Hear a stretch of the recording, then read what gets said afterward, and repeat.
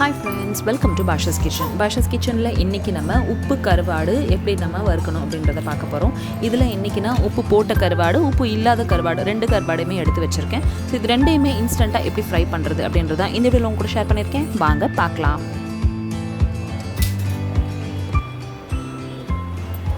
இதுக்கு இங்கே நான் வந்து நெத்திலி கருவாடு எடுத்திருக்கேன். நீங்கள் எந்த கருவாடுனாலும் எடுத்துக்கலாம். இந்த வெள்ளையாக இருக்கிறது வந்து உப்பு போட்டது, அந்த பக்கம் இருக்கிறது வந்து உப்பு இல்லாதது. உப்பு போட்ட கருவாடை வந்து ஃபஸ்ட்டு நம்ம தண்ணியில் ஒரு 5லேருந்து 10 நிமிஷம் ஊற வச்சிடணும். அது ஒரு 10 நிமிஷம் ஊற வச்சதுக்கப்புறமா அதை நல்லா 2லேருந்து 3 தடவை வாஷ் பண்ணிவிட்டு எடுத்து வச்சுக்கோங்க. அப்போ தான் அதில் இருக்கிற உப்பெல்லாம் உதிர்ந்து போய் கொஞ்சம் சாப்பிட்ற மாதிரி இருக்கும். அப்படி இல்லைன்னா ரொம்ப உப்பு கரிக்க ஆரம்பிச்சிரும். இப்போ உப்பு போட்ட கருவாடை நான் ஒரு 10 நிமிஷம் வந்து ஊற வச்சுட்டு எடுத்து வச்சிடுறேன்.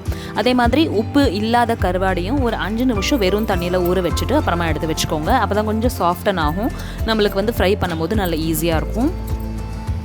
ஒரு கடாயில் எண்ணெய் விட்டுட்டு எண்ணெய் சூடானதுக்கப்புறமா ஃபஸ்ட்டு நான் வந்து உப்பு போட்ட கருவாடை நான் இதில் சேர்த்துக்கிறேன்.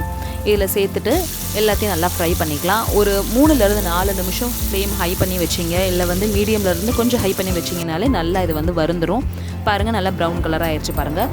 இந்த ஸ்டேஜ்லேயே வந்து இதை நம்ம பரட்டி விடக்கூடாது. இந்த மாதிரி நல்லா கிளறி விட்டுட்டு அப்படியே வச்சுருங்க. இன்னொரு பக்கமும் அதே மாதிரி வெந்ததுக்கப்புறமா இறக்க போகிற நேரத்தில் இதில் வந்து நம்ம மசாலா சேர்த்துக்கணும்.